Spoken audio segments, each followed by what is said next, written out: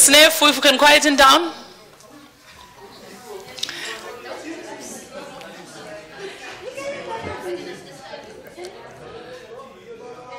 Hello guys, I'm so sorry.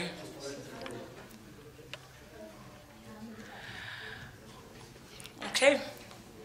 Firstly, welcome to everyone, Namkelekile, Nelson Mandela University, to everyone who's visiting the campus for the first time, welcome.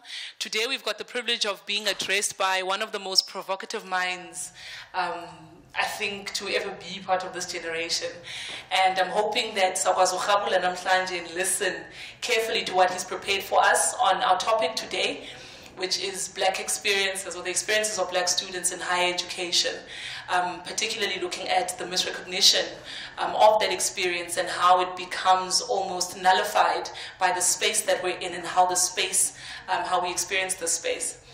So, Mr. Veli, we look forward to your address, and what we're going to do is we're just going to let him speak and deliver his message to us, and then I'm going to open up for engagement a little bit later.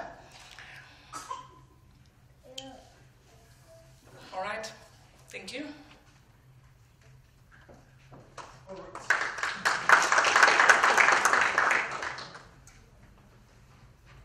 Just a clarity, ladies and gentlemen, that I'm not the speaker for the day. But just to give a little welcome. Sorry, please use your mic. Sorry. All right, my name is Sonabo Stillman, part of the Center for the Advancement of Non-Racialism and Democracy.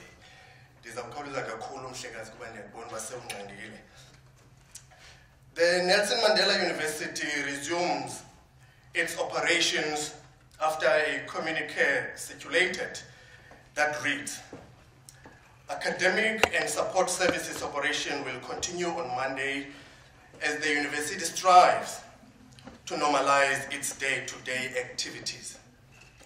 I was highly intrigued by the choice of words used in the communique referring to a normalized situation at Nelson Mandela University. I tend and wonder, what is a normal situation when the majority of Black students are starving on campus? What is a normal situation when the majority of Black students don't have money to travel from KwaZakele, Ezwide, and New Brighton to come and attend their lectures at Summerstrand, let alone those who stay in the surrounding towns such as Udenhage, Etinaha, upon Sugakona? As I was battling with this question of a normal situation, on the 8th of May 2018, last week Tuesday, a group of students were chanting songs and marching towards the new admin building where my office is located. Then again, we were told that these are Funza Luchaga Basarit beneficiaries who are also demanding that their voices must be heard at the Nelson Mandela University. Again, the color of the march added more confusion. At this point, I was seriously devastated as to what is it that is normal on this university. In the midst of my confusion and frustration, I was reminded and consoled by one of Veli's essays, the fellow we are hosting tonight, when he writes, I quote, "In a world in which having a black skin is a reason enough for others to attack, enslave, jail, or kill you, the black power approach is not just the most logical, but also the most natural. Black people must therefore realize that in the violently anti-black world in which we live in, black pride is a hollow and meaningless slogan if it is not rooted in the people's capacity to control and determine all aspects of their lives in the now." He further states that the essence of the above is perhaps best captured in a statement by Ubaba Robert Sobukwe, who said that we must fight for the right to call our souls our own, close quote.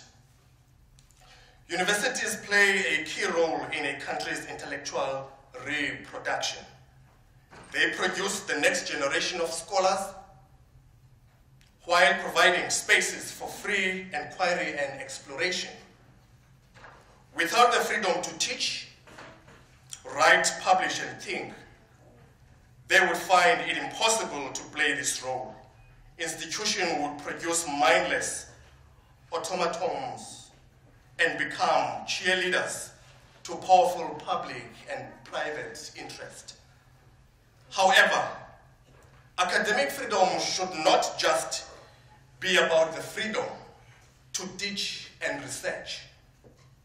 It should also guarantee the ability for us to speak out publicly on issues of importance, including those that affect our own institution. In fact, the freedom to debate and critique conditions for academic work should be as integral to academic freedom as freedom of teaching and research. Freedom of expression will become a deal letter for us if it's not upheld in the very backyards of the institutions that employ them, and as knowledge producers, these institutions should lead by example to recognize equally their staff and student population. It is against this background that CNRED, CriSHET, and the Department of Students' Governance and Development decided to invite Mr. Veli Mbele to share his thoughts on misrecognition, Black student experiences in higher education. Manene nani manenekazi, you are all welcomed. And we are certain that our cups will be filled today. As we are waiting, ukugalelelwa indoda emnyama kuvimba wayo londo iphethe yokusuka eGoli. Namkelekile nonke. As I welcome you, Mr. Veli Mbele, on stage, allow me to sweep the floor by citing Mama Miriam Makeba's song, Beware, Fervu. Basopa, Nancy, indoda emnyama, Fervuti. Basopa. Basopa, Nancy, indoda emnyama. Basopa, Nancy, indoda emnyama. Basopa, Nancy, indoda emnyama. Thank you very much.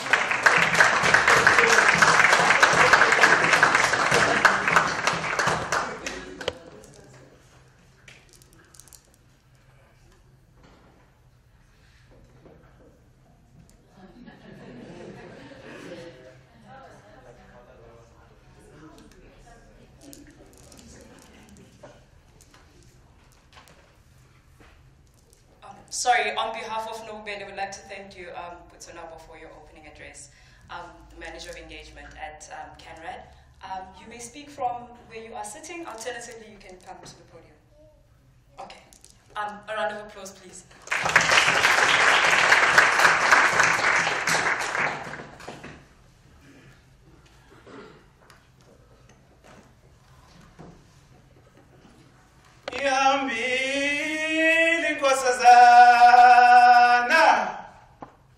Iyobika gogogo nabomkhulu ukuthi umhlaba usasezandleni zamabhulu.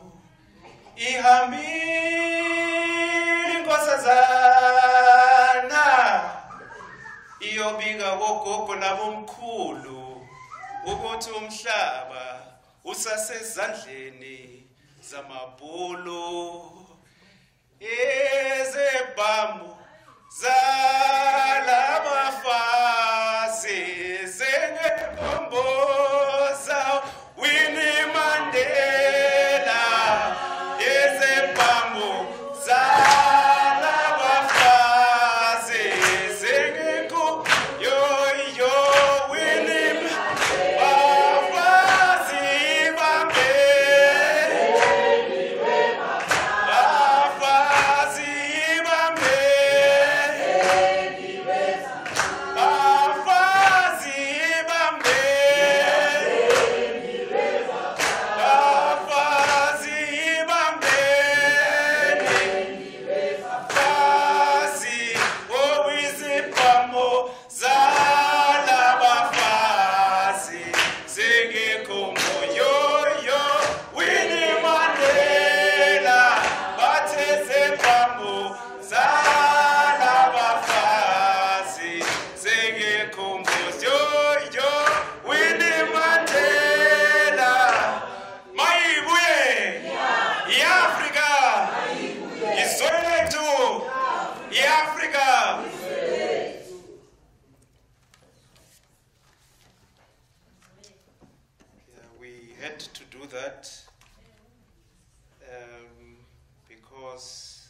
everybody is happy or excited that we are gathering in this manner.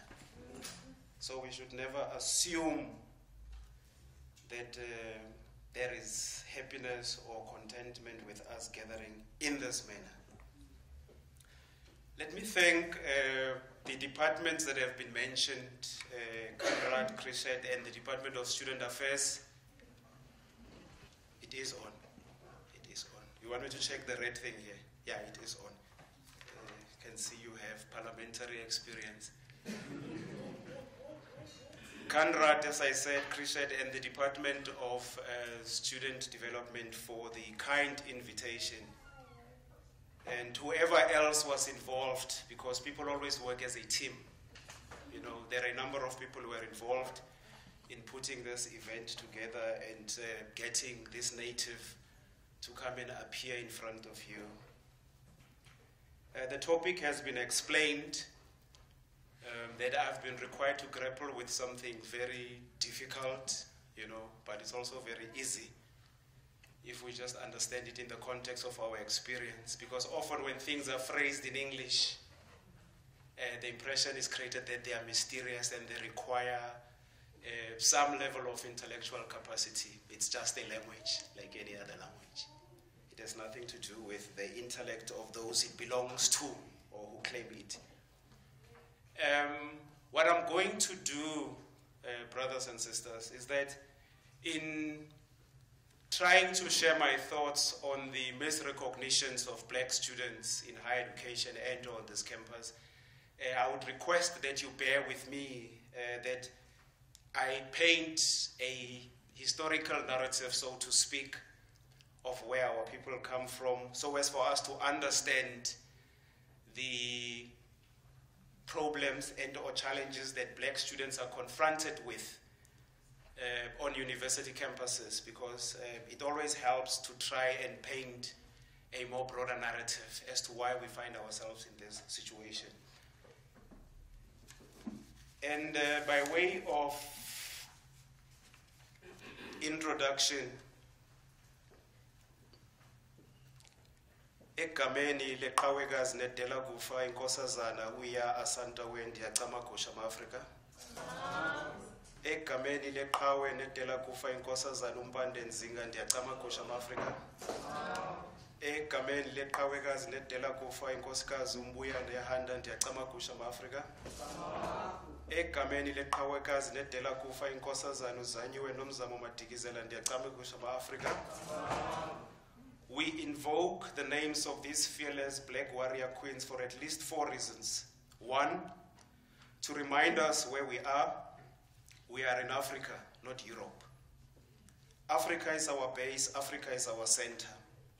2, to remind us that as black people, we have a unique, complex, and profoundly traumatic and continuing history that is incomparable to the histories of other races. 3, to remind us of the central role that was played by the black woman at various stages of our people's fight against foreign domination. And 4, to never forget that we live in a time wherein there are some, both within and outside our race, who would prefer that we be docile, apologetic, aqueous, equivocate, and even be untruthful in how we reflect on our history and the place we now occupy in the world as black people. We have been requested to speak on the theme, Misrecognitions, Black Students' Experiences in Higher Education. First, we must commend the organizers of this event for their intellectual courage and deliberateness in using the black student as the center for our discourse here today. The general inclination in what is regarded as mainstream political and academic discourses today is to try as much as possible to avoid the term black people and replace it with sleeping tablets such as historically disadvantaged, the poorest of the poor, students from working class backgrounds, or needy students. In trying to make sense of this intellectual nervousness, in a paper titled Racism and Power, Non-Racialism and Colorblindness, we make the point that when black people have to think about thinking about their position in the world, racism has a way in which it coerces black people to discipline their thoughts so that when they verbalize them, they come out as well-manicured, polite, and don't offend the inventors and primary beneficiaries of racism, and produce a response, a type of liberal discourse which some refer to as the politics of respectability. Close quote.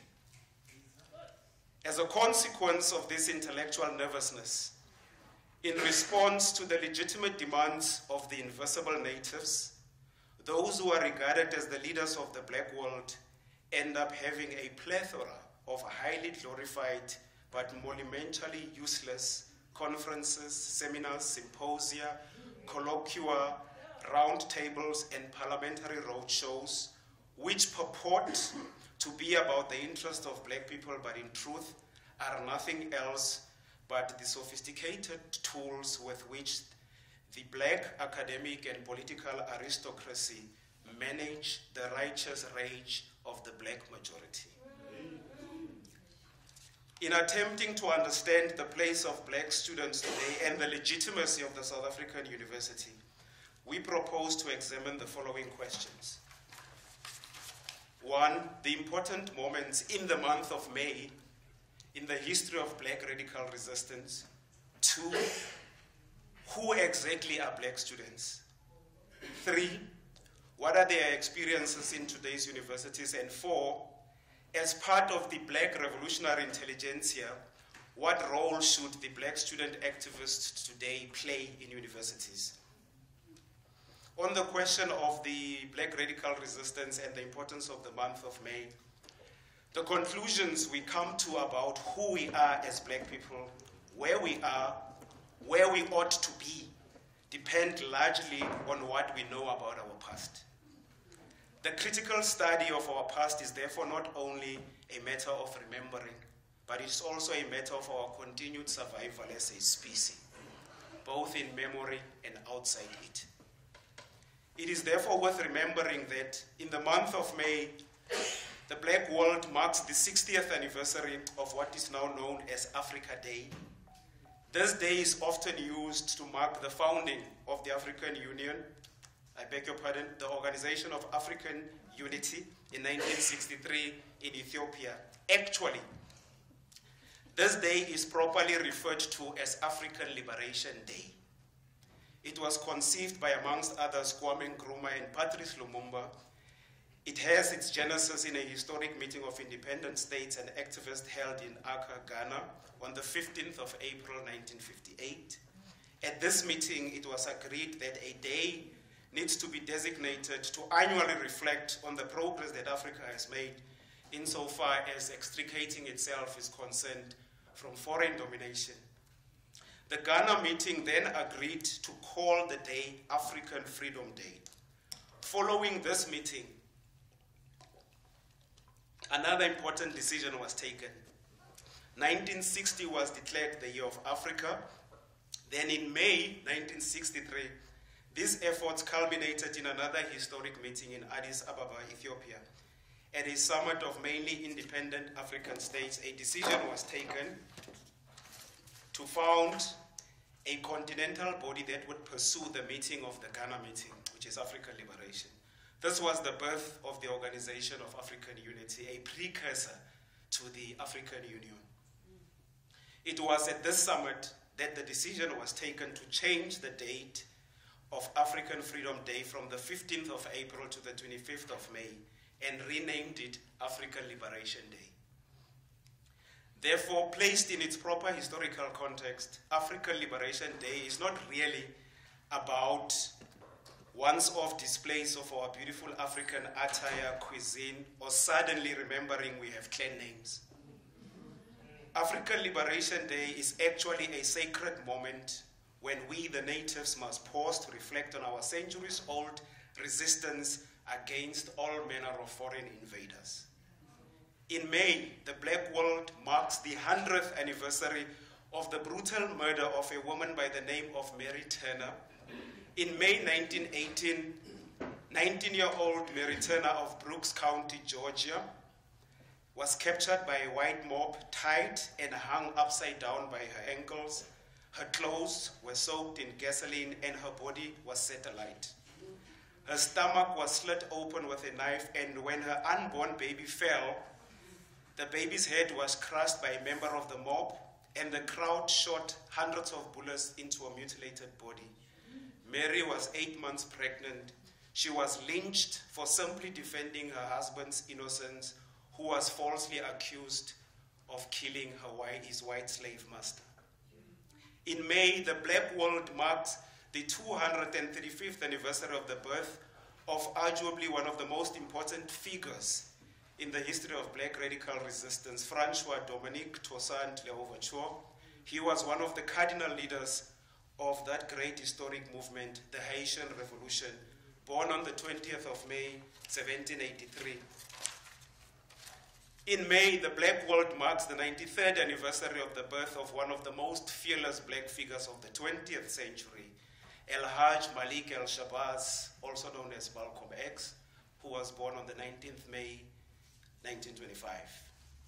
In May, the Black world marks the 84th anniversary of the birth of an educator and activist, Mama Betty Shabazz, on the 28th of May, 1934. In May, the Black world remembers a profoundly dark moment for those in the Southern Tip, the 183rd anniversary of the brutal murder of one of our great warrior kings, Ukutshintshwa, on the 12th May, 1835. Ukutshintshwa was shot, had his body dismembered, and his head severed by the British. In May, the Black world remembers another dark moment, the 108th anniversary of the proclamation of the Union of South Africa on the 31st May, 1910. We will explicate a bit later on this. In May, the Black world also remembers, especially for those who are natives of PE, the 7th anniversary of the passing of one of the foremost creative geniuses of our time, Ubabu Zimasile Ngqawana, on the 10th May 2011. There's nothing in the mainstream media about that genius. Who exactly are Black students? The question, who exactly are Black students, is, in our view, a question of Black ontology.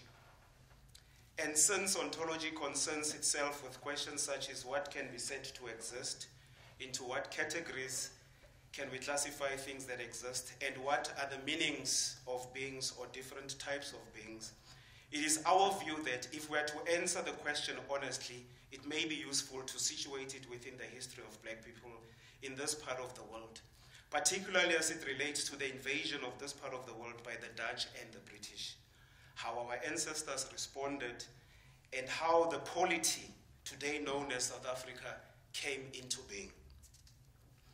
After the Anglo-Boer War, 1899-1902, which was essentially a war amongst foreign white land thieves, the Dutch and the British land thieves came to an agreement through the Treaty of Vereeniging on the 31st of May.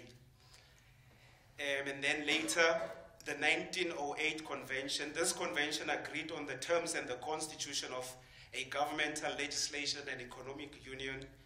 Its proposals were then conveyed for approval to the British government. The British Parliament translated this into an act titled the Act to Constitute the Union of South Africa of 1908, which was passed by the British Parliament on the 20th September 1908.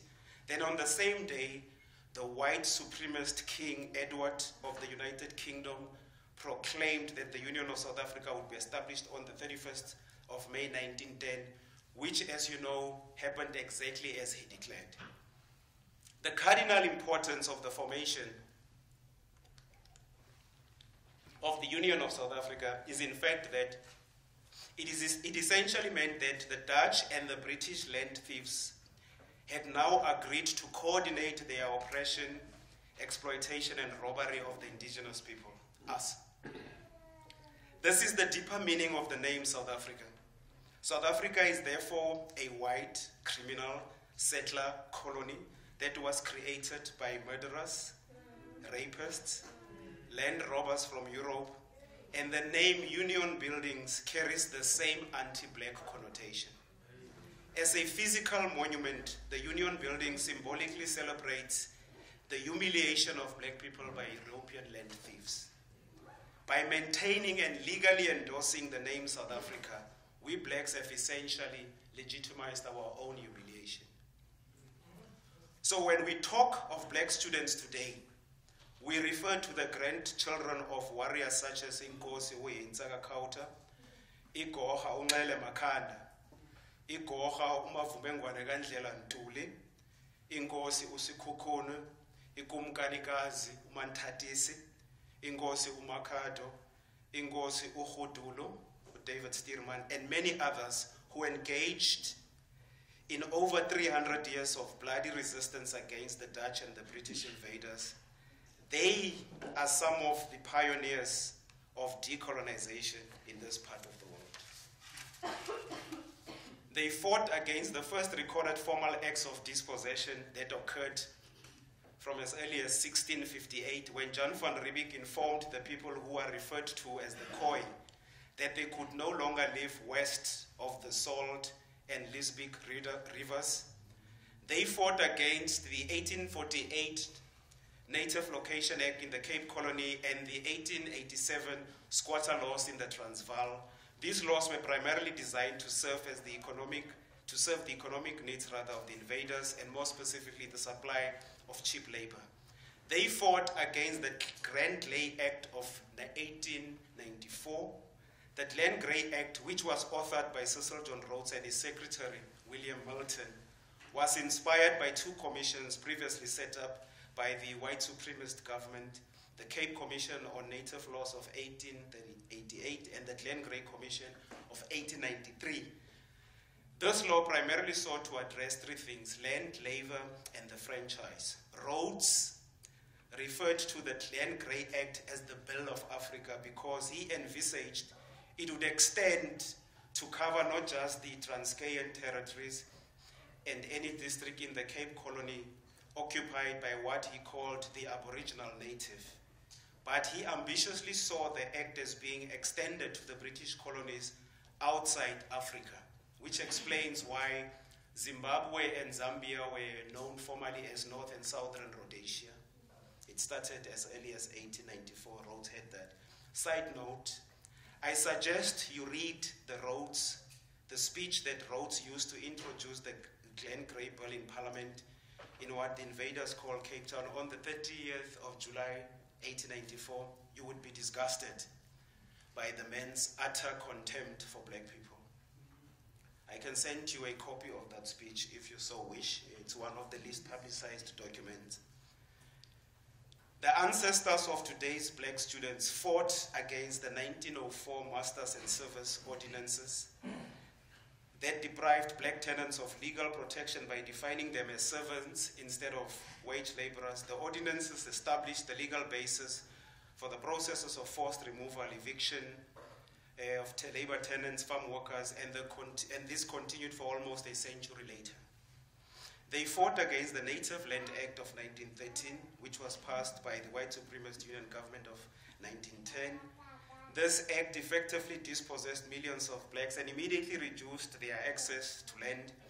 Under the Union government, there were of course also complementary anti-black laws, as the Urban Areas Act of 1923, the Native and Land Trust Act of 1936, and under the National Party, the Group Areas Act of 1950, all of which entrenched the physical and psychological dislocation of black people and strengthened land theft by the invaders and cemented the status of blacks as the property of the invaders in the land of their ancestors. So when we talk of black students today, we refer to those students who embrace this history of violent dispossession, dislocation, murder, and rape as their historical memory, and recognize our warrior ancestors as their heroes and heroines. We therefore urge you to be referred to as a black student is not just an anthropological differentiator, but it is also an ontological signifier. What are the experiences of black students in today's South African universities? It is this history of invasion, dispossession, dislocation, spiritual castration, and naked violence that should help us to understand why black students on university campuses continue to rebel against the institutional cultures and practices that continue to define universities today. In spite of the formal declaration or proclamation of freedom over 20 years ago, black students in South Africa continue to live like rats. In some of South Africa's most celebrated universities, black students are forced to do all manner of undignified things just to survive. They are forced to risk their lives and sleep in abandoned buildings across the various cities of South Africa. They have to erect shacks on the premises of the university known as Cape Town just to draw the country's attention to the accommodation crisis of black students. Not so long ago, we learned of a protest by black students on this campus, and when we investigated why they were protesting, it was said they were protesting for food. Food, really? Here is a university that is named after a global icon, and the black students of the same university have to protest for food. South Africa is one of the wealthiest countries in the world and amongst the top 10 in Africa if measured by mineral wealth. So there is more than enough wealth in this country to literally feed each and every person. So why do black students have to periodically suffer the indignity of having to fight for basics such as food? The answer is simple but not obvious. Black students are landless. Those who own and control the land, the Europeans, do not just own and control the production of food, they also have the economic power that comes with land ownership, which power enables them to have the means to secure their economic survival, that of their children, but also that of their unborn children. People who are in power are even able to plan for people who are not born yet. People who are in power. They can determine what the life of somebody who is not even an idea is going to be like. People who are not in power can't even do that. They can dream about it, but they don't have that capacity.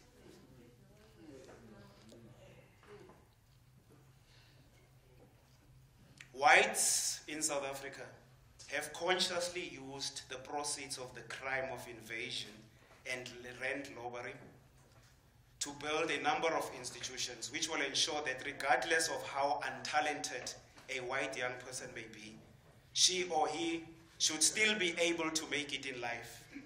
And even when she or he doesn't make it, there must still be another set of institutions that will provide her or him with a second, third, fourth, and fifth chance in life. Put differently, unlike her or his black counterpart, the white young person is set up for success even before he or she is born. With a black student, the opposite is true. You are set up for failure even before you are born.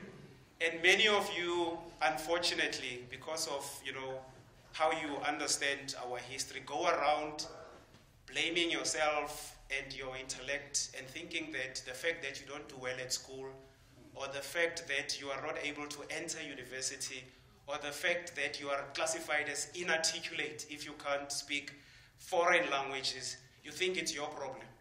It has to do with your intellect, when it has nothing to do with you, but it has everything to do with what was done to your ancestors. Black students, on the other hand, do not have the benefit of such an omnipotent, omnipresent, multifaceted, institutional machinery of race power. They are literally on their own, to paraphrase Ubaubani Pija. So even after the passing of various pieces of legislation calling for the transformation of higher education the resultant mergers and incorporations, the appointment of black and female vice-chancellors, the creation of universities of technology, the rebranding of the names and the logos and other cosmetic features of some of the colonial universities, South African universities continue to be cold, violent, anti-black, patriarchal European spaces.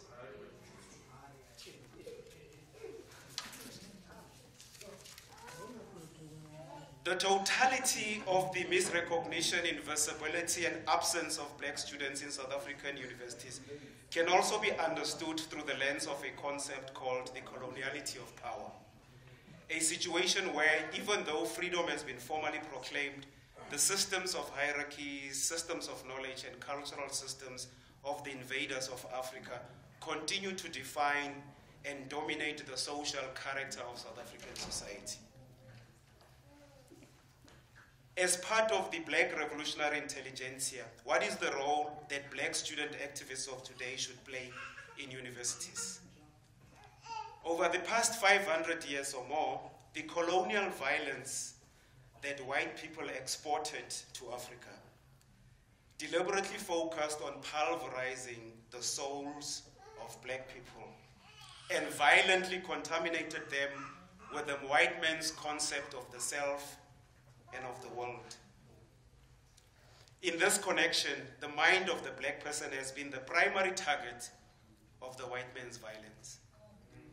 In explaining how this impacts the black student in a Eurocentric academic institution, the Kenyan writer and philosopher Ngugi wa Thiong'o, in his masterpiece, Decolonizing the Mind, the Politics of Language in African Literature, observes, the African child who encounters literature in a colonial school or university were thus experiencing the world as defined and reflected in the European experience of history.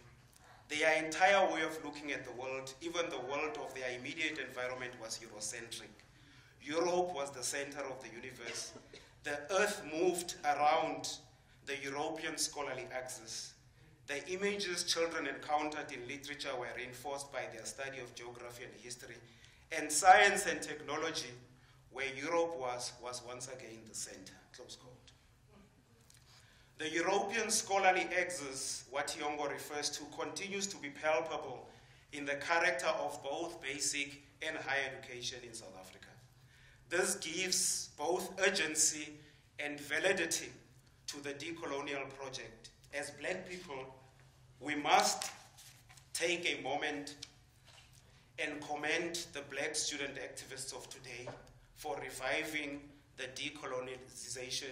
decolonization project, and doing so at a time when the older section of the black intelligentsia has effectively sold their souls.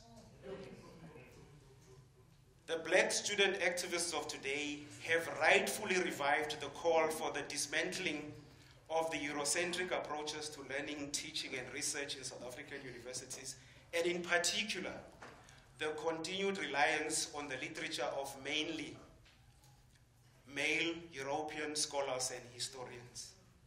Given our history, we must be extra suspicious of anything that is not produced by us. Feel free, my sister.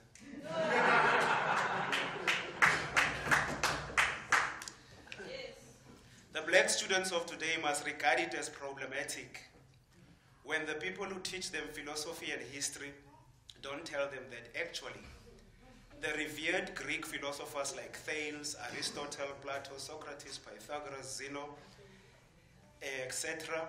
were beneficiaries and students of black philosophers like Imhotep, Ptolemy, Kheti, Dwarf, Amenhotep, and Akhenaten. Black students must find it problematic that those who teach them mathematics and science don't tell them about Africa's earliest mathematical instruments such as the Ishango bone calculator of Congo, the Lembombo bone calculator of the Swazi people, or about that multidisciplinary genius from Timbuktu called Ahmed Baba. You are told about Galileo Galilei as an astronomer. Go and read Ahmed Baba and you'll see Galileo Galilei does not even qualify to be a footnote in astronomy.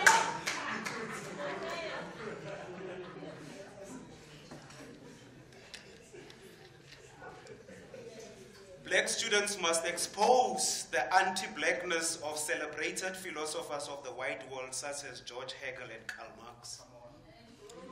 In his philosophy of history, Hegel says of Africa, and I quote, "At this point we leave Africa not to mention it again, for it is no historical part of the world.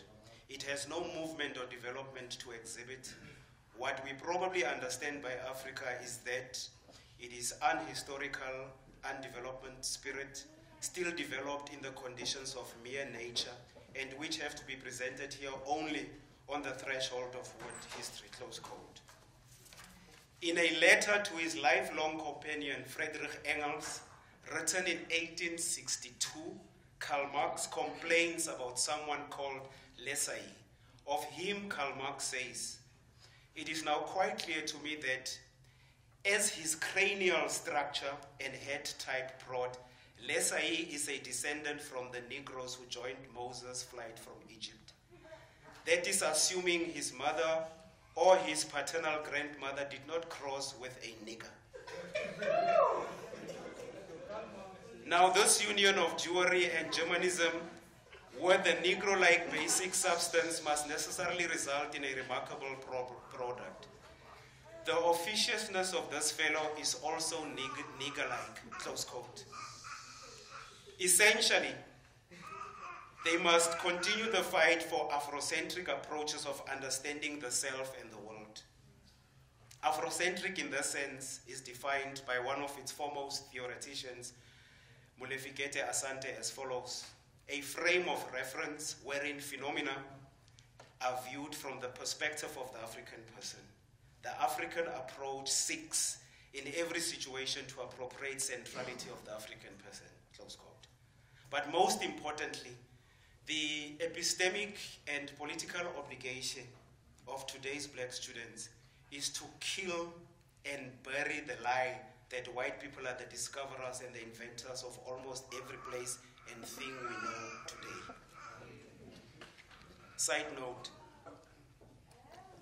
just yesterday, SABC was screening a documentary that focused on Ilembe Inkosi, Ushaka Kasenza Ngakhona.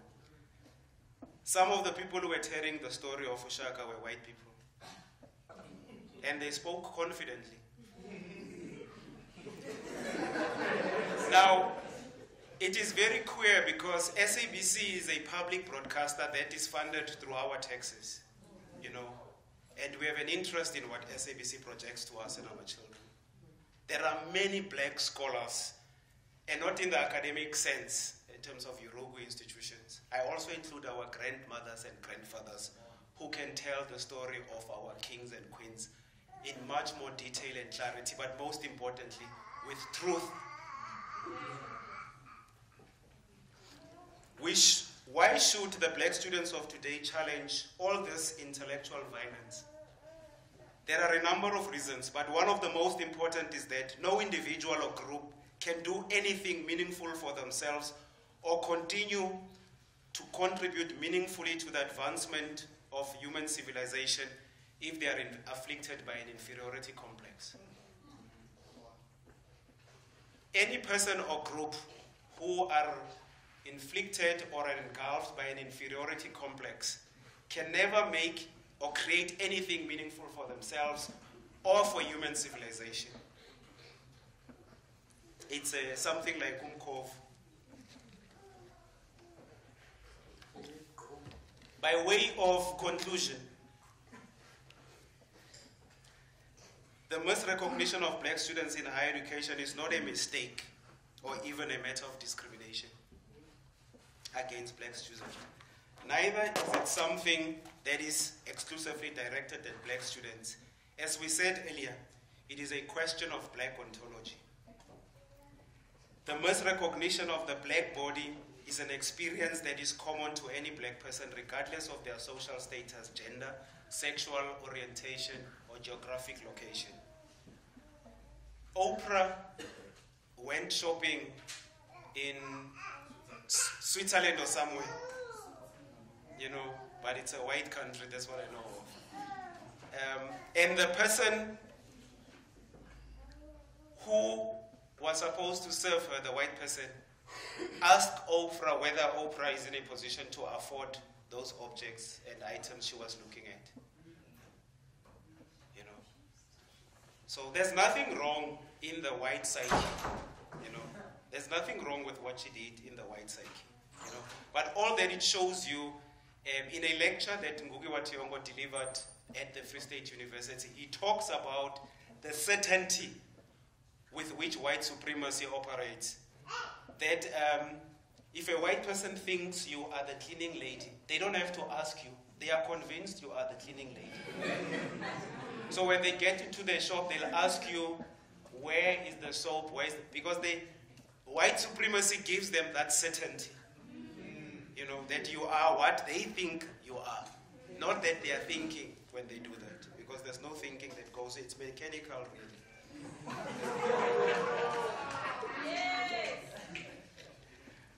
To understand its roots, the misrecognition of black students is a conscious outcome of the historically evolved globalized project of white supremacy, which has anti-blackness as its basis. According to Michael Jeffries, and I quote, anti-blackness more accurately captures the dehumanization and constant physical danger that black people face. He further says, the anti in anti-blackness is denial of black people's right to life. Once we situate the misrecognition of black students in the anti-black makeup of the world, or that of South African society, we will then understand why part of being a black student at university means having to constantly fight even for those things you are entitled to. Anti-blackness helps us to understand why in 1810 Sarah Baartman was shipped to Europe, and in 1904 Ota Benga of Congo was abducted, and both were publicly displayed in various parts of the Western world for the personal amusement of white people, and how their dehumanization was intellectualized as beneficial for the advancement of science. Anti-blackness helps us to understand why in 1968 the university known as Cape Town denied the brilliant thinker and philosopher Achille Mafede a post and gave a lukewarm apology years after his passing. Anti-blackness helps us to understand why in August 2012 black people were shot and killed in Marikana for simply demanding to be recognized as human beings. Or why it is that in October 2015, during a fees must fall protest, just before the overwhelmingly black police officers could move in, white students decided to form a human chain around the black students. And unsurprisingly, this influenced the reaction of the black police. Anti-blackness helps us to understand why in March this year, on the basis of misinformation of a white supremacist group called AfriForum, the Australian Minister of Home Affairs, Peter Dutton, publicly declared that the Australian government's willingness to fast-track visas for white South African farmers who are being persecuted in South Africa and are allegedly facing genocide from black people. Or why white Australians held public rallies in support of this lie that is being spread by AfriForum. At these rallies, all sorts of anti-black statements were made against black South Africans by, amongst others, Australian Member of Parliament, Andrew Laming. Anti-blackness helps us to understand why, in December last year, the council at the university known as Rhodes took a decision to retain the name Rhodes as the name of the university. To help us understand why the black body occupies this position of fatality and why it automatically attracts violence, Louis Gordon makes the following point. In anti-black societies, to be black is to be without a face. This is because only human beings and presumed equals of human beings have faces, and blacks in such societies are not fully human. Close quote. As faceless objects that exist in what Fanon calls the zone of non-being, there is absolutely no value in black students being docile, apologetic, equivocating, acquiescing, or being untruthful about their position in the world. If there is any ounce of self-respect left in them, that is black students, they will pay careful attention to the words of the warrior queen Assata Olugbala Shako. Inspired by the rebellion of black students at the university known as Cape Town against white supremacy, Mama Shako decided to write to them. In her letter, she states, "For centuries, we have endured beatings only to write, never to raise our fists. We remain in subjugation, talking, listening, debating, but nothing changes. The only thing left is to fight centuries of fire with fire," close quote. Makwenzeke, maqala, qamaku.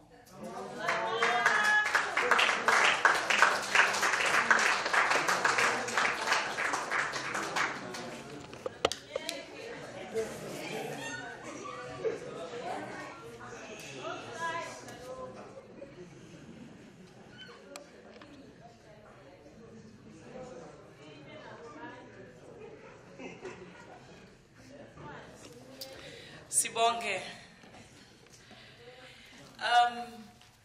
So I'm just going to start off by taking 5 hands from whoever feels that they want to engage, and then we'll do a second round and a third round as time permits. So anyone wanting to engage? Yes?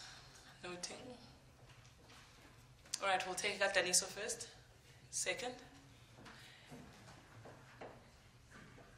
Thoughts, comments, questions, contradictions? All right, thank you. Daniso, number 2, and then Uzulu. Yeah, thank you very much, Chair. My name is Ati Daniso, and I'm a leader of SARS.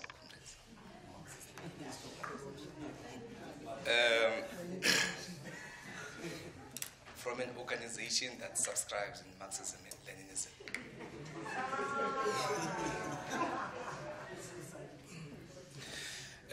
Firstly, Chair, let me welcome the presentation by the speaker, and it was really, I would like to say it was heavy, but of course we must raise views when necessary.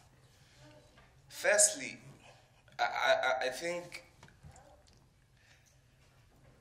we must be able to locate the difference between the content of the oppression and the characterization of it. Let me start by saying colonialization never originated in Africa. White people, they first colonized one another. In Europe, the first colonization took place in Europe, as according to the material that I read. It was in 1415.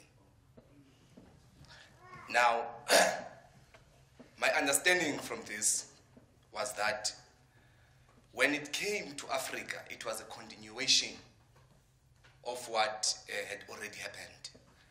But then in Africa, there was an interlink of the colonialization in terms of the skin. Now there was an involvement of the skin as a result of rejecting black people from their own land in terms of not being accommodated into that system.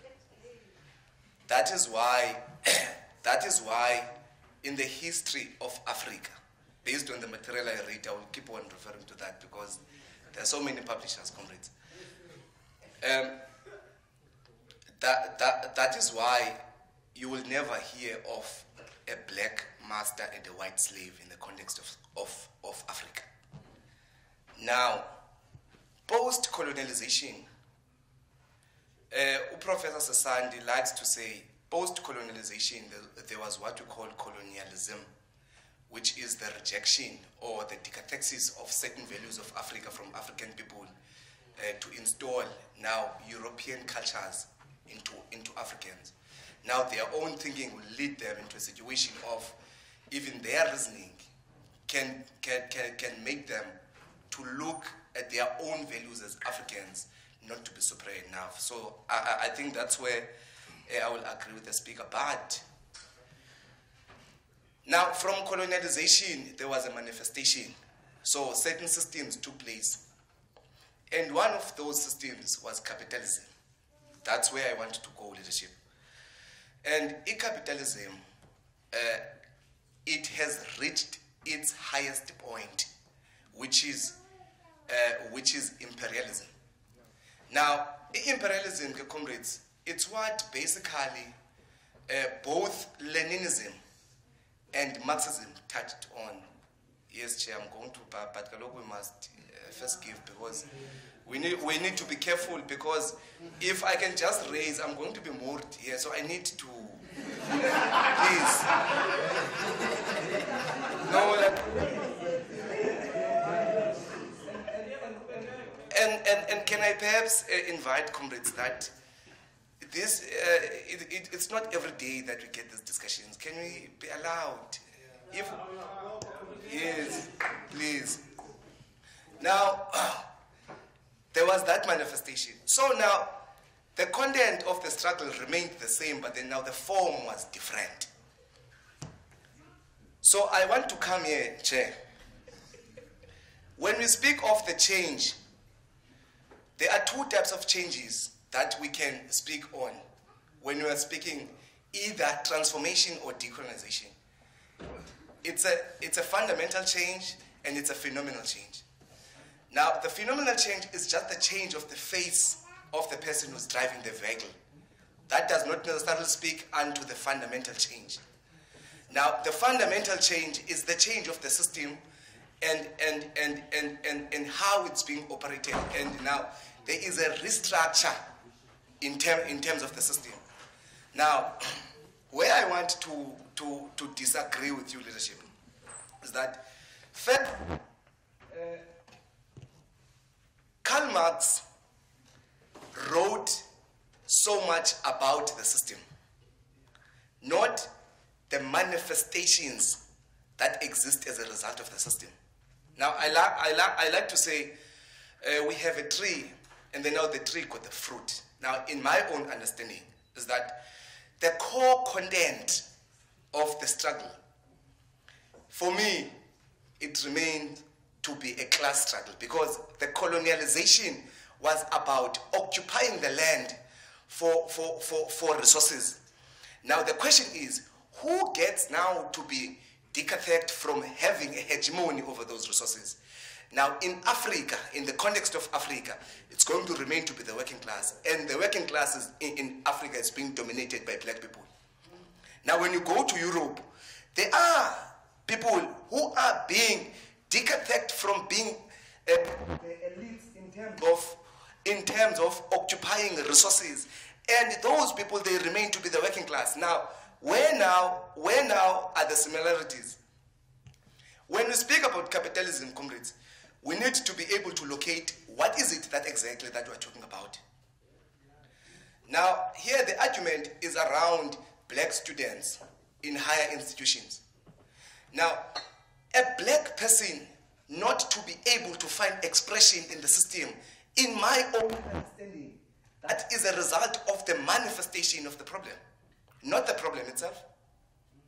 The biggest problem, it's how the system has been structured. Now my question would be to you, leadership. Now, do we then now say it is impossible to find a black bourgeois in the context of Africa? Now, if the fight is around black people, or if the first point of departure or the primary contradiction is race, where do we then now locate the class struggle? Lastly, to reduce Marxism into being a social construct, I have a problem, because it means the intellectualism, comrades, of Karl Marx is not being appreciated, and till now we have a problem.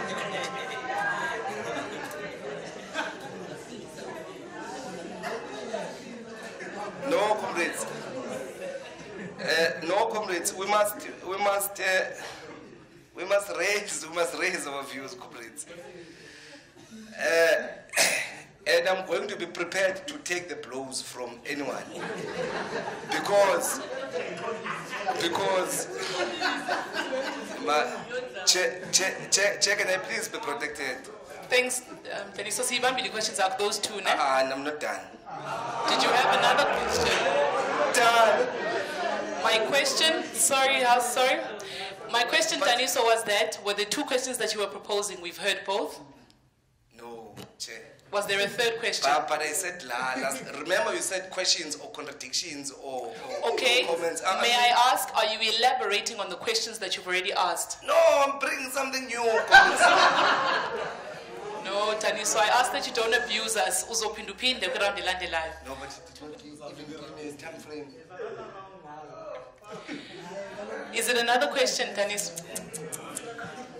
Yeah, as I'm landing, as I'm landing, you know, there's a writer that I appreciate so much who wrote about the system itself, because there's one thing that you must understand.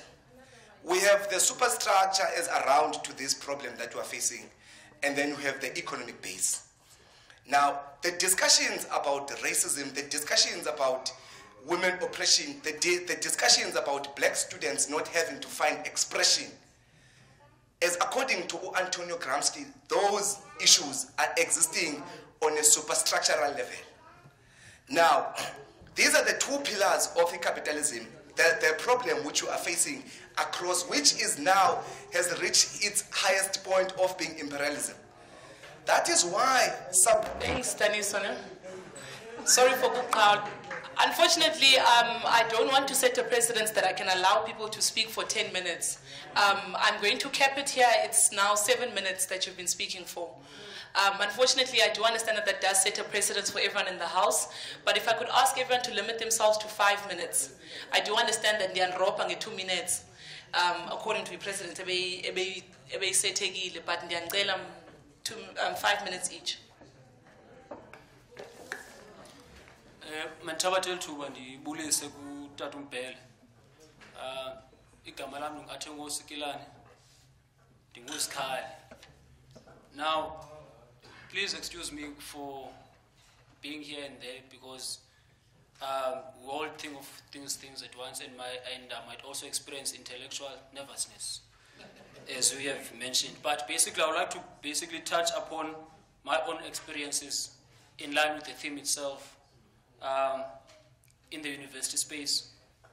And then secondly, I would like to touch upon the education patterns since our colonial experience from the 1820s, when the institutions were formed, up until the late 90s. All right. And then lastly, I would just like to tap on what our own black scholars have said about this similar issue. So firstly, back when I was still at university, it's been 2 years now, I'll be very excited to have this gathering to also impart my knowledge and also gain new knowledge. And I'll also be very excited to see that there are refreshments out there. That will be their first experience, literally. Because we are talking about a very sensitive issue here that students from NMMU actually made a protest. They were protesting for food. Now, we go to these gatherings basically just so that we make sure that there is child there, right? Then we can go and cross-night, right? Then there comes a time where you are staying in the township and people from outside PE do not understand why you think you deserve a place to stay in the residences. Now, understanding that the township in itself is a black working concentration camp, you are most likely to become harmed in the township than you are in the university space. But because there are dynamics that are set, or there are restrictions that are set by the university itself, that you cannot stay in the residences if you are coming from within the townships of the metro, right? Not knowing that there are actually extreme dynamics within that space of the township. Yet, yes, we call townships our own, but they are not really our own. They are not of our design, right? They are concentration camps. So, being a black student in a higher education space, you find that if you're coming from the township, which is closer to the university, you are most likely to become a target, not to get a place in the residences, right? But fortunately for me, I was able to maneuver my way in, and no, because now when you are poor, you have to be very creative, you know. We have to be very creative. And through meeting different people from different backgrounds, I realized that we share one common experience. Those who came from the townships, whether you come from Tanzania, Soweto, Vosloorus, you all share the same common background, right? All right, intellectual nervousness there. But then again, I would like to touch on the education patterns from the 1820s up until the 1980s, right? There was a book that was published by a white writer from the University of Witwatersrand. Basically what it says is that if you are a black person, for you to go to school first, you had to lose your own identity. That's why Mandela had to become Nelson, for instance. He didn't have to become Ukutshintshwa, he had to become Nelson. So your own identity from the get-go is questioned. Now, from my own experiences, those guys that came from the formerly Model C schools, I realized that what they shared with me was that they had to shave their heads. You know, their hair, and they must become bald and all of that. And to me, it brought a lot of questions because in my own townships, I had an afro, and this was not a question. But I realized that in as much as I wanted to become a student in a Model C school, I realized that those students, those black students from those middle C schools actually experienced overt racism than us from the township schools. But obviously there are cosmetics and there are things that are said that no, middle C schools are better, right? Now lastly, I'd like to mention the fact that these experiences lead up to what is called the psychic violence. Now, the proponent of this idea was Dr. Amos Wilson. He was a black sociologist, psychiatrist, I believe, as well, from New York. He mentions that continually, white supremacy directly attacks the mind of black people through design of projects which are equivalent to townships, through design of rural setting like your former Transkei and Ciskei, and the stereotypes that are perpetuated by such settings. Another author who actually breaks down this thought is Dr. Marimba Ani, Umamu Donna Richards. Now, Marimba Ani basically explains that the European thought and cultural behavior towards African people is very violent. It is subtle, it is spiritual, it is encompassing of economic necessities. So basically, if we're talking about land, we're talking about our own cultural and ancestral connection with the land. But the way that Europeans attack the mind and also the body of African people is through their own cultural behaviors. Now, if, for instance, lastly, on my personal experience, just on my own personal experience, once again, I did sociology, and then on my third year, I was requested to do a research on previous scholars. And then I chose the aforementioned scholars, African scholars. And I asked my professor, who was obviously white, that how far back can I go in history? He said, no, you have your Antonio Gramsci, as my fellow student has mentioned, Antonio Gramsci, your Karl Marx. And then I knew that even those people, like your Karl Marx, which is mostly celebrated by our own black brothers, he was a thief of ideas because he had read a lot of African literature himself from the University of London, right? But this man is mostly celebrated by our own African student leaders, if I can mention that. So we have these experiences now which are intellectual, which are physical, which are basically all this comes down to our own intellectual laziness, which leads to intellectual nervousness, as you had said. So thank you very much. Those are my own experience. Thank you so much. Yeah, I think let's better, guys. Everyone speaking just on 7 minutes. Zulu. Thanks, Chairperson of the session.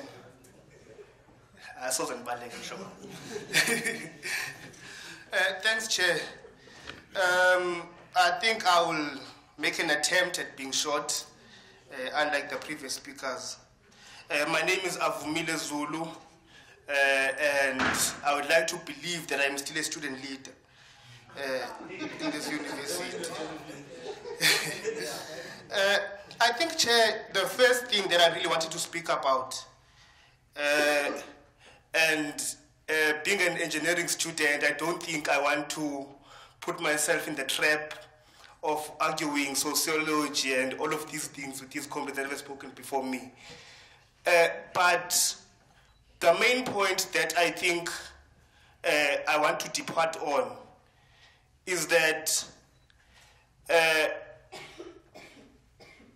probably the suffering of the black South African child has been normalized to such an extent that it's beginning to become normal even to our own.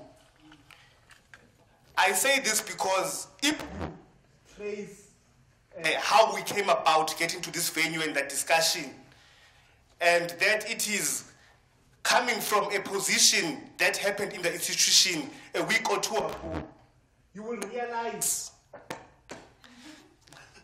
that actually probably, I don't know, can I just speak? I need you on, need the sound.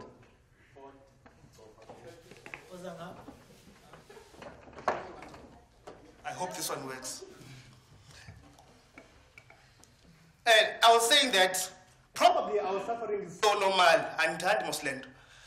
our suffering is so normal that it has become normal even to those who are supposed to be protecting us. Someone sabotaging me? Yeah.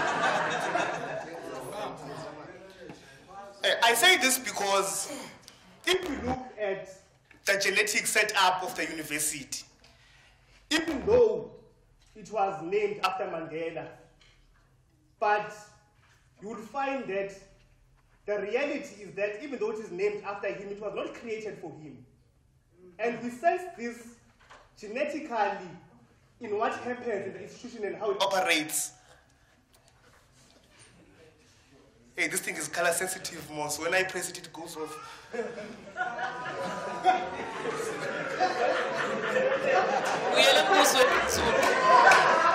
Sorry, can I get your attention again?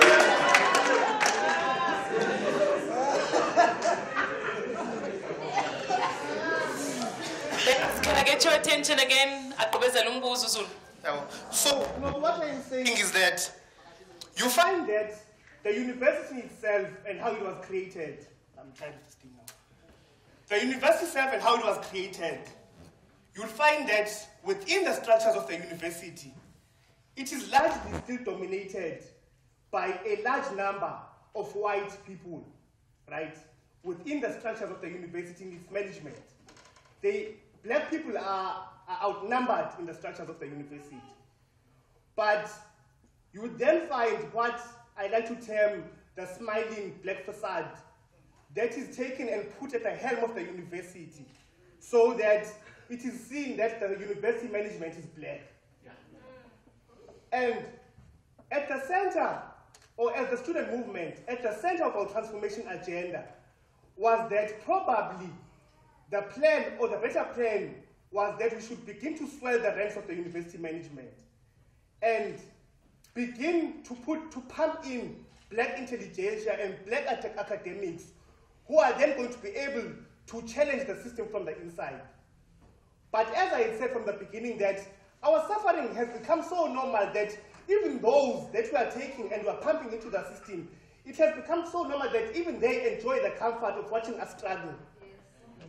If you look at the protest that we are coming from, and you are correct, students were hungry until student leaders decided that it was time for an intervention to be put into place. But you find that with the mechanisms that the system has created, we end up in a position where these same black academics that we are pumping into the systems are the ones that are using the system to, at the end, suppress our views as students. And that is literally what is happening. But it's a way of trying to control how we express our anger and channeling it so that they find comfort in the positions that they themselves are occupying. Now, when we take these people and we put them in those positions, it is never an easy task. Because student leaders are part and parcel of that process of ensuring that black academics enter the university space. And it is never a difficult task. But it is very uncomfortable when the same people are not prepared to take hits on our behalf as black students. And it's a very uncomfortable situation that we find ourselves in. But then, sometimes we begin to comfort ourselves in saying that probably we were pumping the wrong people in, because here we are in revolution, and the people that we are putting at the helm are people that have never revolted. Because the reality is that these black academics, they never revolted at any point in their lives. They were comfortable in London studying, they were comfortable in America, and now they are here and they're putting them at the helm of a profession that they don't understand. So they don't understand. When we say that we are going to protest, they don't understand protest because they've never protested. So probably as young revolutionaries, we need to find another means of bringing solutions to our problems. And our problems did not start, and the solutions did not start in Europe. And we must tell them here so that we can relay the message to others who are not here.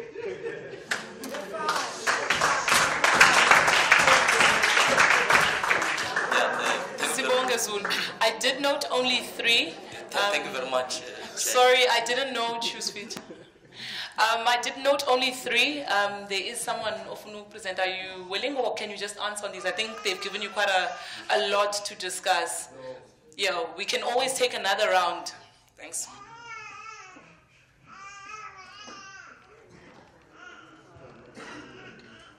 Testing 1, 2.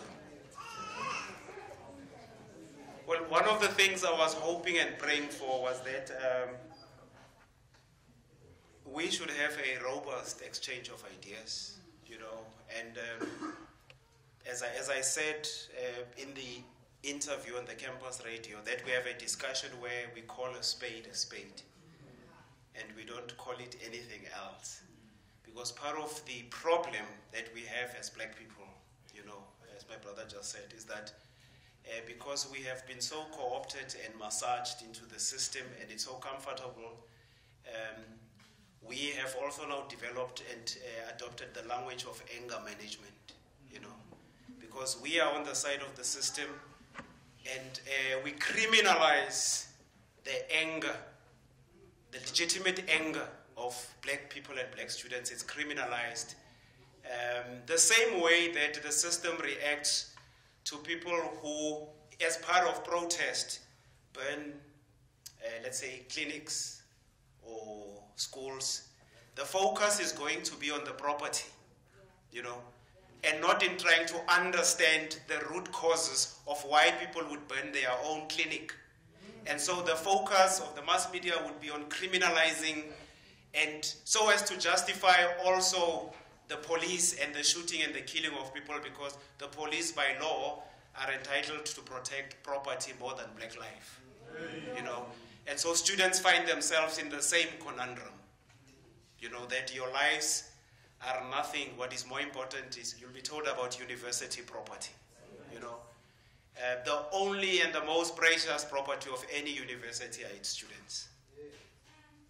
If a university does not value its students, it has no reason to exist. It has no reason to exist. So I take the point fully, you know, about how the system co-ops and what. But this is why understanding our history is important, because our history also teaches us that even our own people have the capacity to sell out. You know, and we must learn from it. And one of the strategies of the system is to use our own people against us, so that we do not know who our real enemy is. So it's always important for us to anchor whatever we do in the context of a concrete understanding of our history, not as told by Europeans for us, and we use it as our glasses. We wear glasses that we pretend are our own, but somebody else manufactured them for us. And we try to look at ourselves through those glasses, and we don't understand why it is our vision is blurry. Because we're not using our own glasses ideologically, intellectually, and more importantly, spiritually.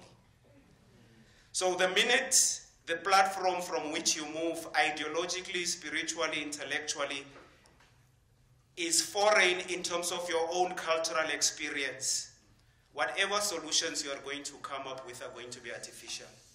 You must first stand on your own cultural, psycho-spiritual essence. That's how you look at the world. You look at the world through yourself, not through the eyes and the essence of other people. And our essence and our eyes are our warrior ancestors who have our names, who speak our languages, who share our history. Anybody else does not qualify to be our eyes, to be our ears, to be our mouths, because they don't have the historical qualification that our warrior ancestors have. It doesn't matter how brilliant they may be, whether they speak English through the nose. They don't have that. The other problem that we have, and it became palpable here, we measure time, history, and the evolution of intellect through the cultural clock of Europe. I don't even want to mention Karl Marx, because Karl Marx is not even a footnote.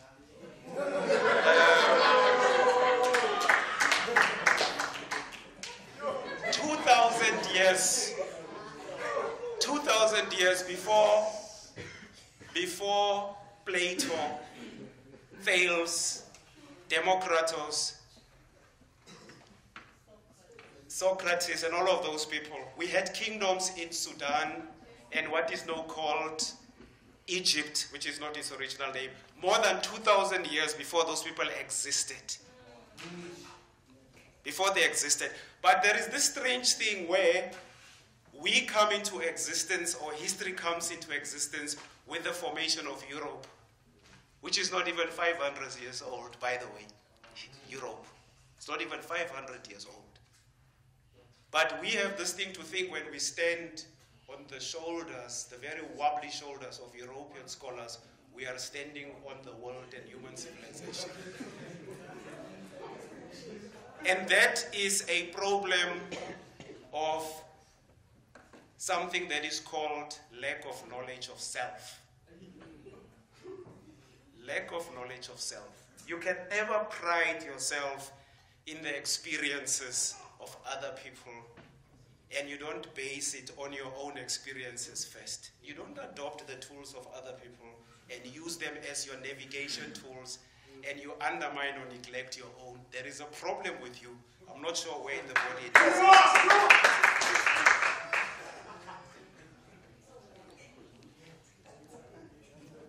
I don't know who said it, but I know the presenter never said Marxism is a social construct. I don't know who said it, but I know the presenter never said it. So that is a false assertion. It was never said here. Impossible to find a black bourgeoisie. Let me also indulge you. If we use the literature that you've used, you may be aware that there is more than one type of bourgeoisie. So which bourgeoisie are you talking about?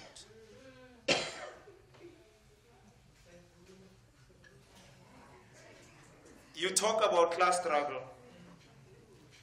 How does class struggle explain the fact that till this day, white people of the same qualifications as black people continue to earn more than them? How does class struggle explain that? How does class struggle explain the fact that the contemptuous attitude of a white pauper that you find at a traffic light, and you are a black person driving a BMW, that white pauper won't even take your money? How does Marxism explain that? Marxism can't explain that, because Marxism itself is based on the white supremacist Eurocentric view of the world.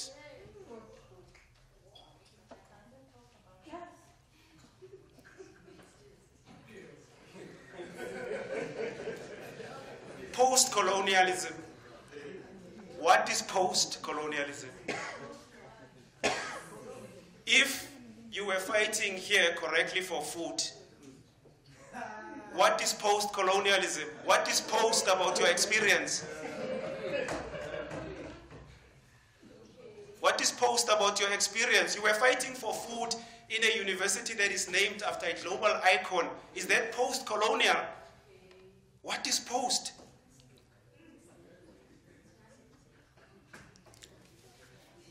And then you talk about content and character.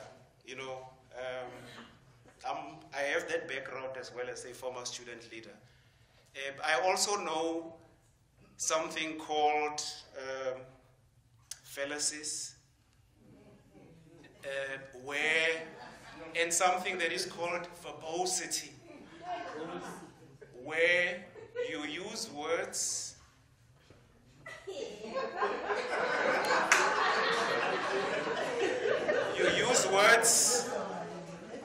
first without properly grounding them in a historical context, but secondly, you use them in a manner that does not present a coherent argument.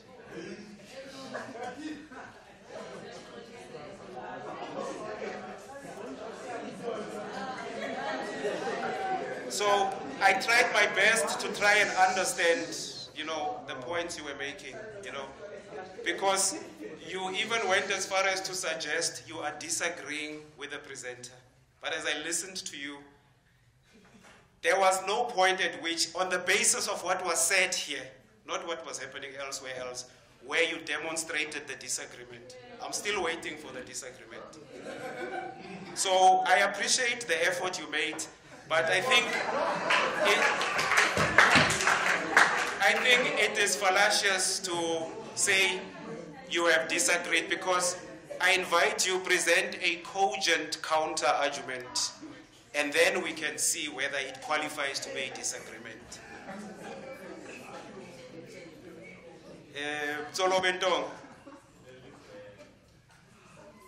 I wish many of us were listening to you as you were talking, because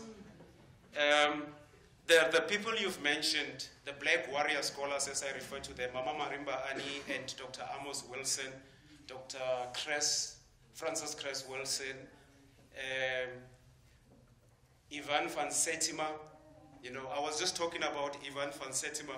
One of his significances, the author of They Came Before Columbus, he forced the US Congress to change the official record of history in the US to say that Columbus did not discover the Americans.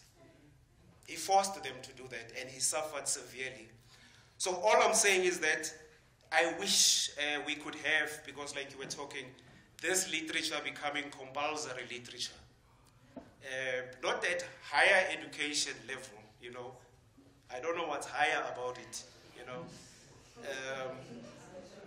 But at the most basic level, because by the time we get here, the damage has already been done.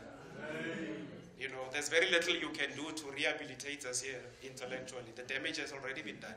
You know, the seeds have been planted of the epistemic and Eurocentric. And you hear when we talk, you know, that the damage is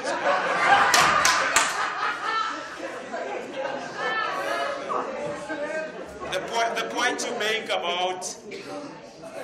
point you make about losing our dignity first, you know, the way white supremacy works is that the only way white supremacy is going to accept you, it's when you are prepared to become what white supremacy wants you to become. That's the only way, because that's what sustains white supremacy. You know, black people who are prepared to sell their souls to, and they have this other false notion that things that white people endorse are called world class.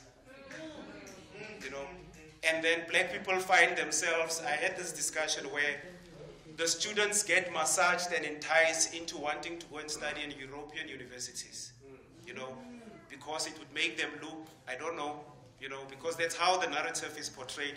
So it's another just level of complicated and very deep violence that happens, that people have to reject who they are in order to be accepted into a system. And you are correct when you say you have picked this up with what has been classified or called as Model C schools, you know. Because Model C schools, if you remember, Model C schools were designed to create, you know, a class of aristocratic students who would be looked at as the cream of the crop in society. So those institutions, when you go there because you are better, not intellectually, but better in terms of your social class, and therefore you are deserving of certain, it has nothing to do with intellect, history, or culture. It's more about social class. It's an aristocratic thing. And this is why you find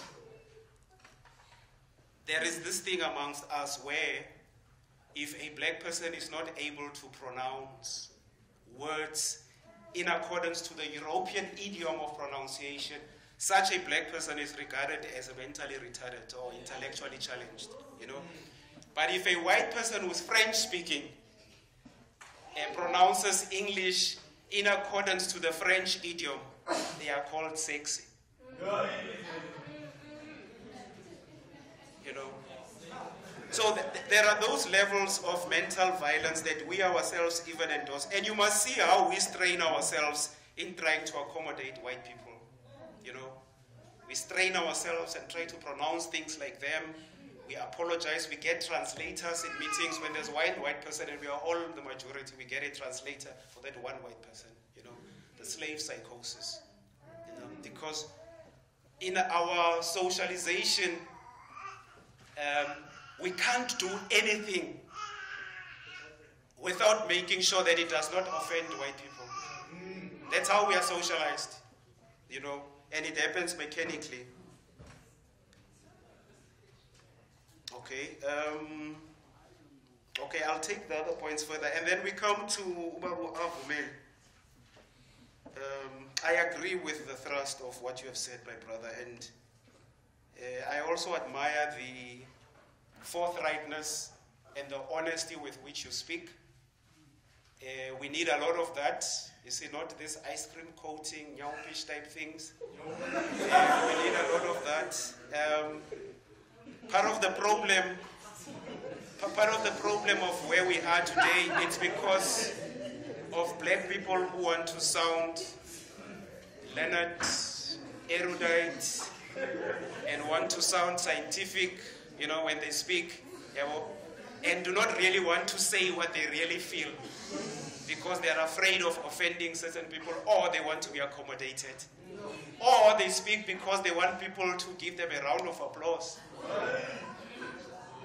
know? So I am inspired by the way that you speak, and I hope many could follow in that example, that when we speak, we must really speak our mind and speak from the bosom. The fact that student suffering is normalized, black pain, black suffering, black castration, black mutilation is normal. It's not even normalized, it's normal. I'll give you an example. A couple of years ago, less than 50 white people died in France. Remember the Charlie Hebdo thing? Yeah. African leaders in what is called Francophone Africa stop everything they do. They rush to Paris, as they call it, to go and march along the French president with them in solidarity with the white families who lost their lives. During that same period, 2 massacres occurred in Ethiopia and in Uganda. The Kasese massacre and the Amarok massacre. The same African leader said nothing about it. So what is my point? When a white life doesn't even die, just as much coughs, the world comes to a standstill. It comes to a standstill. There's a black young girl who passed on recently in Mamelodi, Kadi. The family went to the police station in Mamelodi to report, and the family was turned away. I'm now coming to the issue of blacks making the thing normal. The family was turned away. It's a black managed police station. The family was turned away twice. This 10-year-old young black girl turns up in a river dead later. You know, now, What has happened after that? All our political institutions have continued to function like normal. So my point is, in an anti-black world like we've argued in the paper, the world will never stop revolving around its axis for a black life, but for a white life. That's why AfriForum today is welcomed in the US. And they are mobilizing, not against this guy. I hear people say they are mobilizing against this government. No. AfriForum is mobilizing against black people. That's why they did not go to Zambia or to Malawi. They went to the US. And they also got support in Australia. But here's the irony, you see, about Australia. And this is important that we understand history, because there's a lot of retardedness around our history. The Australians, as they are called, march in protest of whites that are being allegedly killed in South Africa. And they are offering them visas to go to Australia. Australia itself is a stolen country. They stole a country and they want to accommodate another group of people who stole another country in it. That is the luxury of whiteness. You know, Donald Trump calls Mexicans immigrants. Ne? The people that we call Americans, the white ones, are European settlers. You know, they are European settlers. They themselves stole that country. Donald Trump's ancestors stole that country. But he has the nerve to call other people immigrants. Again, that's the luxury that comes with having a white skin. You know, you decide what things are, and nobody else will tell you what they are. Okay, the point, I think that is a thesis on its own. That you have a university that is named after him, Baumadiba, but it was not created for him.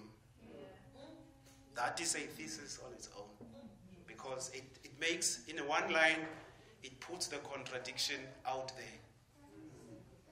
You know, and I think I've made the point.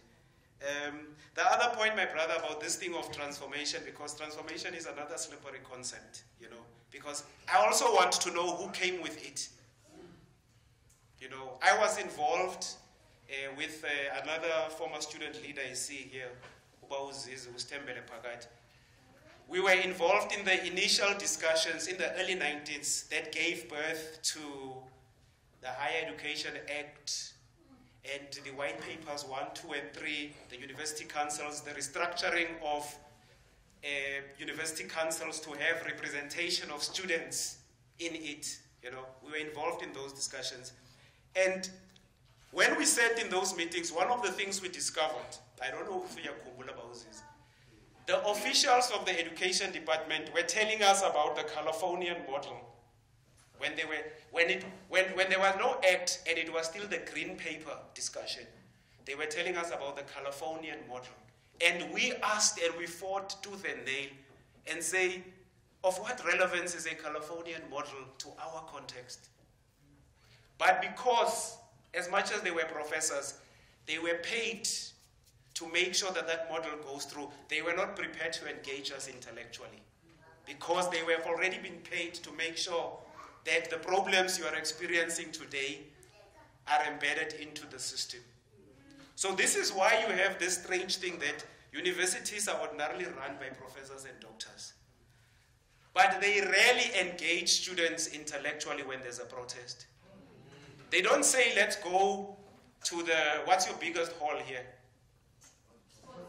The sports center, and go and engage you intellectually. So you ask yourself, what kind of professors are these? You know, because you are coming with ideas and you are presenting your ideas. They must engage you intellectually if indeed they have intellectual substance. They shouldn't be afraid to engage you. But because they have their own insecurities, they will never engage you intellectually because they are afraid you might expose their intellectual bankruptcy.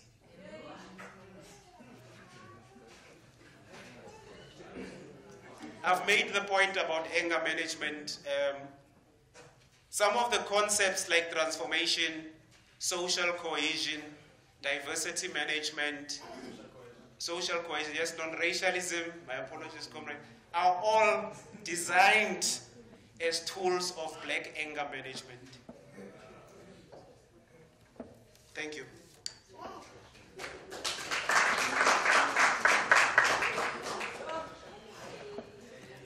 Thank you so much for clarifying and enriching us further. I don't believe that there will be too many other questions outstanding, so if I could just take the forehand, okay. I had previously noted Usvi, is it Usvi Temba, you guys are together or captured? Yes, I want to keep true to that. All right. Is this everyone? Can I see everyone who's still wanting to speak? Remember, colleagues, there isn't a problem with being captured by someone else. If someone asks a question and you also feel they're partially captured, please. I'll take Usvichi, Nangamso, 3, 4.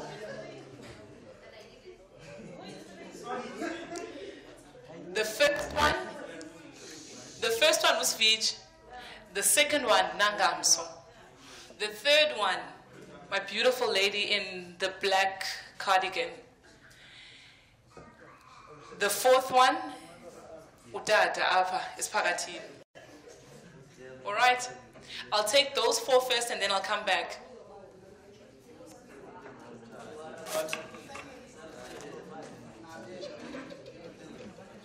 Yeah,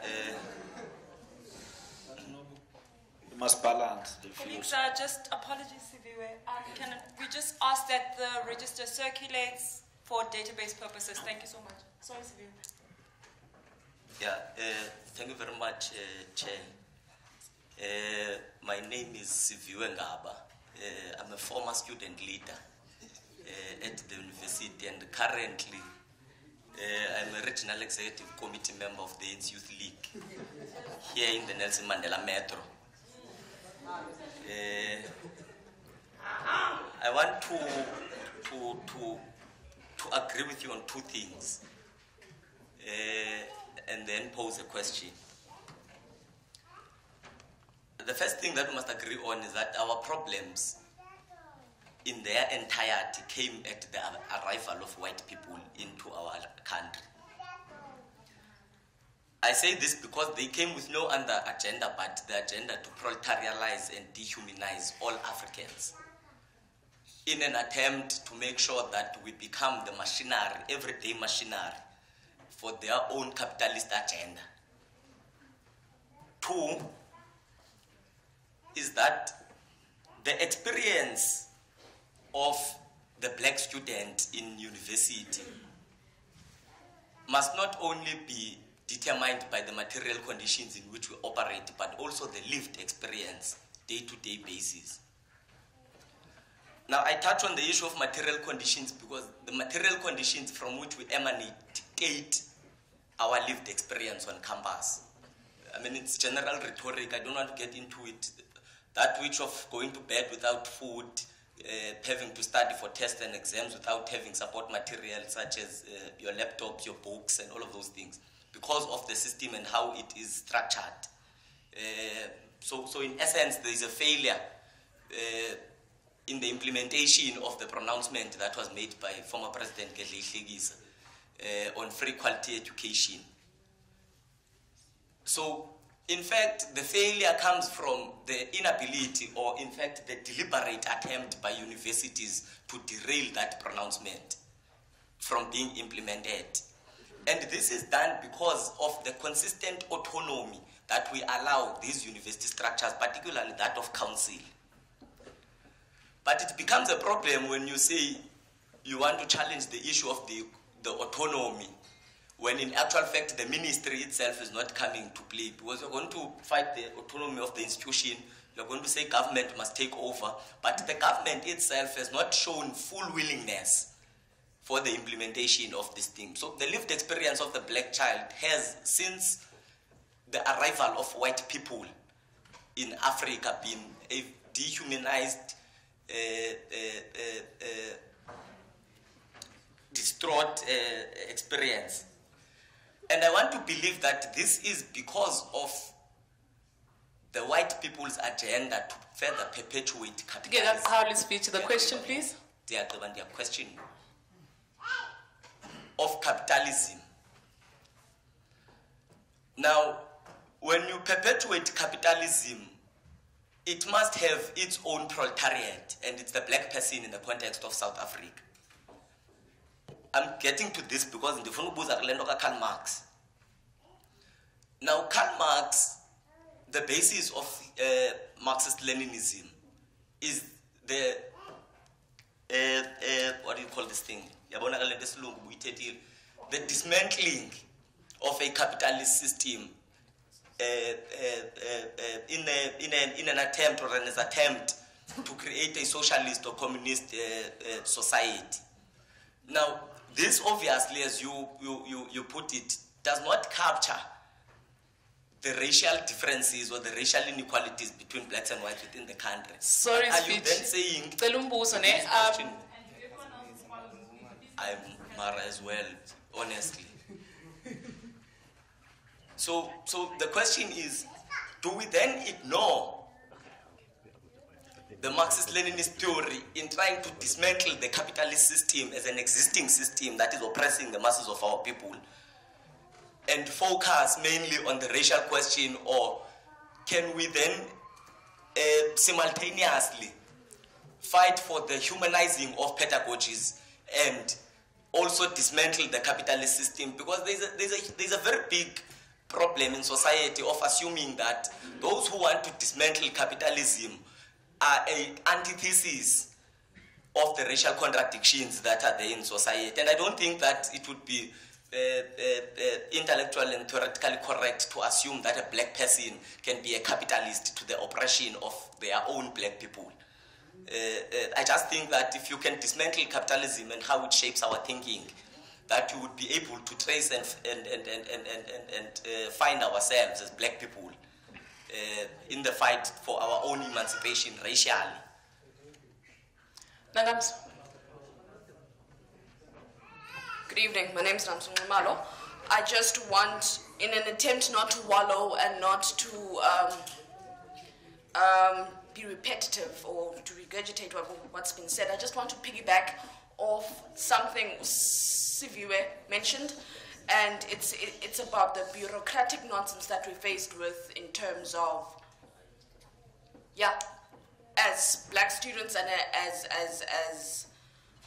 black students, let me put it like that. So the crux of this discussion was supposed to lead, this discussion was supposed to lead us to a point whereby we discuss how, as black student activists, we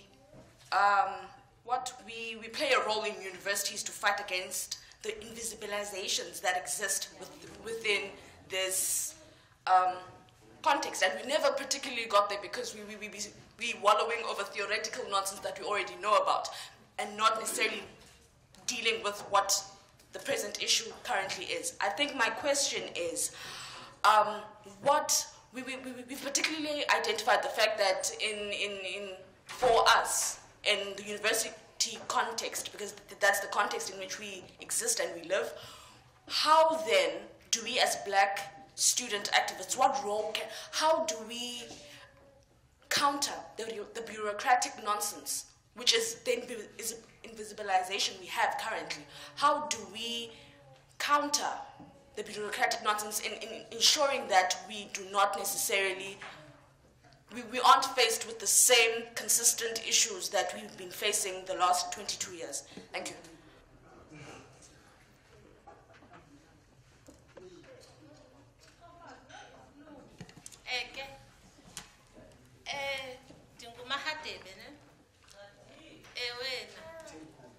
I am speaking as a mother, as a parent in these concentration camps where we black people survive and every day try to educate our children who become learned but very uneducated about the reality of blackness. It is a pain to come to listen to students who call themselves student leaders, who spend 10 minutes writing personal biographies to a point where you fail to raise the realities of black students. I am very saddened and pained. And I find it painful to speak as a woman, because when you speak as a woman, it can very quickly and easily be reduced to emotions, because women don't speak, we are emotional when we speak. I am a mother of a black son. I live in the concentration camp with a son who studies at a Jew university. These Jew universities, these Euroversities that you call universities, that have money to spend on changing the logo of a university to look like that. Landless pizza. Where it's end of May, we will be celebrating Africa Day with students who still are fighting just to be accepted into the indebtedness of NSFAS. You don't even qualify to be put in debt without boycotting and toy-toying. Yet you call yourself leaders.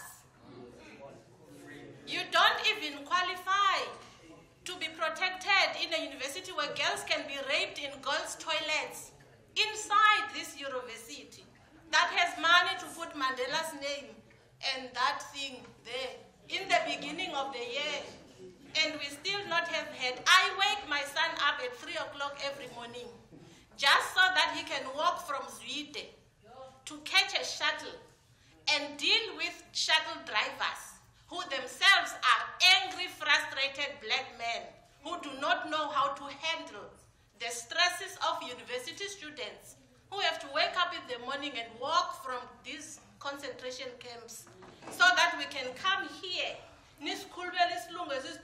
talking about rhetoric and all these things and it's bizarre that do not talk, because once we start talking about hunger and textbooks and laptops and whatnot, you will say rhetoric. It is not rhetoric when every day I watch my son come back tired, stressed, not knowing. First of all, in the morning, I have to worry about him, how he's eating during the day, when he has to maneuver the stresses of lecturers and all these people who don't even understand that sometimes black students are simply not lazy as they are put to be lazy. Our students still have to deal with things that white students don't deal with. Because Mom Sophia, who has cleaned up and prepared and made sure that they come home to a warm meal. When our students have to go back and do laundry and clean up and wake up in the morning, but making sure that the house is clean and they contribute to their blackness before they can come here to again be psychologically, mentally, physically, and in many ways brutalized by these universities that you call higher institutions of learning, where you come out with only the ability to write your CV so that when you come out here you can say I was a student leader of COSAS, Ndondoni, so that your political career is retained. This is all you are fighting for, not to change the reality of being black. These universities are also tools of destruction in black families, because my question is that what do we do to include the parents who don't understand and fully know what their children deal with? Now I shout at my son and say, can't you just at least do the dishes? And at the same time I look at him and I see this nigga is tired. He is tired. And I'm expecting him to come home and contribute to the blackness that we suffer together. So as a mother, I have to say to him, okay, also because but what I am doing is dividing my own children, because others start to look at him and go, oh, because we say university, I understand that the division that these institutions put in black families, where fathers who don't understand university life have to address and deal with their sons who they think black students in these concentration camps where we live, and they have to respect their father, the Xhosa, the Zulu, the Sotho way, but they are just too tired because they have been black-samed by whiteness at these universities. Universities that spend so much on how they look, but there are no cameras in the toilets, where young girls have to send, please call me, and be on Facebook saying we are being raped. And the first thing that black people will say is, but Tandaza mtakama mutito unawe, because we have been taught so much to turn to Jesus instead of turning to each other. If we are not turning to Jesus, we are turning to the t-shirts that you wear, that represent the political parties that you come from, that way you are speaking, so that the political parties will give you a spot later because you were a leader of such and such and such. Where are the parents? Where is the place of me as a mother to come and be able to tell this university what they do to my son?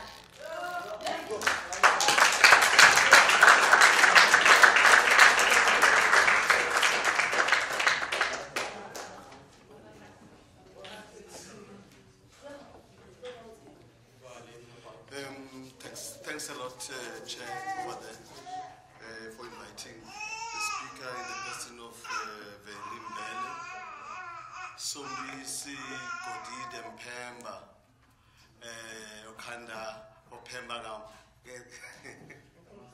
Kamakanda Madoda, Zimzim, Langa. Yes, we'd like to welcome you here, Diabulela Kakulu. We'd like to thank Conrad for inviting Babu Mbele. Is a real gem. I also would like to thank him for the very illuminating discussion he brought forward here. I'm sure Bavile, he was making very valid points as I was listening, and really, Babu Mbele, I would have loved us to interface with the kind of input you were coming forward with. For instance, you were talking about experiences of black students in university campuses presently. And as you were coming out with that kind of a discussion, you made mention of protests for food, which was happening many years, long before 1994 in our country. It still persists to this very day. And then you made mention of landless students. You talk about landless students, and then now one is thinking, as I'm sitting here, how do we connect these two things? Not that I'm confused. I'm not confused. I'm trying to think which one comes first. Is it the fact that students must have learned first before they are students, or where do we connect all this? Connected to that very land, now we've got the current discussion in our country where they're talking about expropriation of land without compensation. Others say, for instance, if there's land sitting there somewhere, it's doing nothing, it must be expropriated. Others even say, if that land is doing some kind of production, that white Mlungus there must not be disturbed. My assumption is that blacks are landless. So if there's somebody owning land, it must be those guys who are foreigners in our land. So that guy is busy there doing production, so it must not be disturbed. So what is this concept of land expropriation, and how do we connect it with this very issue of experiences of black students in the context of now the so-called post-colonial situation in our country? I would say it's so-called post-colonial because you were questioning it. And you made me afraid yourself when you were saying to me, what is this post? And I started asking myself, what is this post? Yeah, anyway, that's the point I was trying to, the last point I want to make. I want to be as brief as possible. Guys here are students, some of us were students in a very ages now, and then we're trying to understand students as they're making all this, like Makhateb was complaining there, but I mean, being a student, we are going to, let me leave it there. The point I want to go to, the next one, which is the last one, is the issue of the role of black students now. the role of black students now, he made mention of the fact that the primary mind is the primary target of white supremacy in this anti-black world. Mind is the primary target. And then now it makes me think of a very powerful quotation. I'm sure you'd know what it is. I'm not going to say where it comes from. It says, the most potent weapon in the hands of the oppressor is the mind of the oppressed. I'm not going to say where it comes from. I'm just going to leave it there. Go and find it. The most potent weapon. So now the question is, where do we commence? Where do we commence if our minds, it's more like the way you summarize it for me is from birth to death, blacks are actually, their minds are chained. They have never been themselves. They have never come to themselves. They've never reflected at issues as themselves. So now they've always been acting somebody else's role other than theirs. So now where do we commence? If we've got a situation where black people who are in office, I'm not going to say they're in power, I'm going to say they're in office, those guys are the first thing they do, they enrich themselves on arrival in that office. How do you connect this anti-blackness to such individuals, black people? So there's a lot to say. Let me leave it there in the interest of time. Thank you very much.